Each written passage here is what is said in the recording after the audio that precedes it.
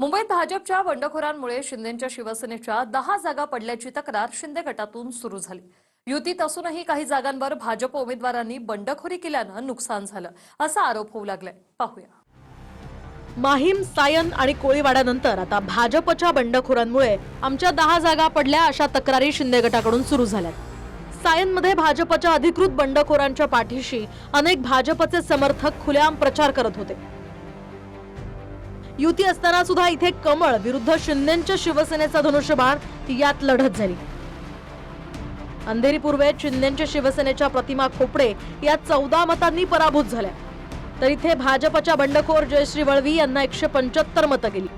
दिंडोशीमध्ये ward क्रमांक 41 या ठिकाणी शिंदेच्या शिवसेनेच्या मानसी पाटील या 596 मतांनी हरल्या, तर इथे भाजपचे बंडखोर सचिन यादव यांनी 1260 मतं मिळवली।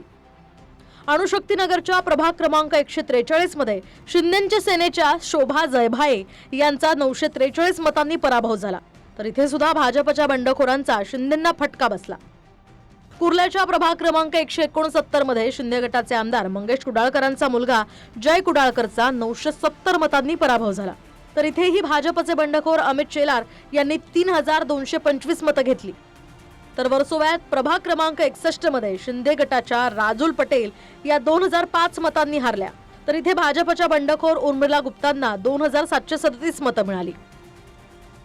दिंडोशीत प्रभाग क्रमांक 39 मध्ये शिंदे गटाच्या विनया सावंत या 2352 मतांनी पराभूत झाल्या, तर इथे भाजप बंडखोर सुमन सिंघांनी राष्ट्रवादीच्या तिकिटावर निवडणूक लढवली आणि त्यामुळे भाजप पदाधिकाऱ्यांनी मदत केल्याचा आरोप आहे। मागाठाण्यामध्ये प्रभाग क्रमांक 12 मध्ये शिंदे शिवसेनेच्या सुवर्णा गवस या 2884 मतांनी हरल्या, तर भाजपच्या बंडखोर प्रीती दांडेकरांना 2745 मतं मिळाली। वांद्रे पूर्वेत पल्लवी सरमळकर या 2360 मतांनी पराभूत झाल्या, तर भाजपच्या बंडखोर रेश्मा मालुसरे यांनी 6832 मतं घेतली। सायन कोळीवाड्यामध्ये शिंदे गटाच्या पूजा कांबळेंचा 4974 मतांनी पराभव झाला, तर इथे भाजपच्या अधिकृत बंडखोर शिल्पा केळुसकर विजयी ठरल्या। युती असून सुद्धा शिंदेच्या उमेदवारांविरोधात बंडखोरी करणारे अनेक भाजपचे उमेदवार हे भाजपचे कार्यकर्तेच नाहीत, तर अनेक चांगल्या पदांवर सुद्धा आहेत।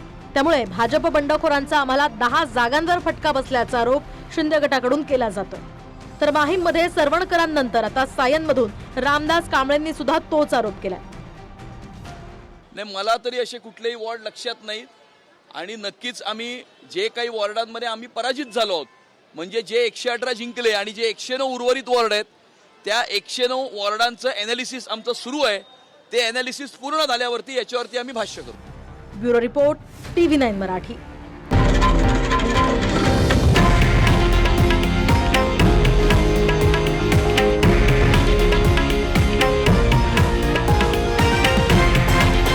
हे आहे देशातील नंबर 1 न्यूज नेटवर्क आणि आपण पाहत आहात TV9 मराठी, एकमेव।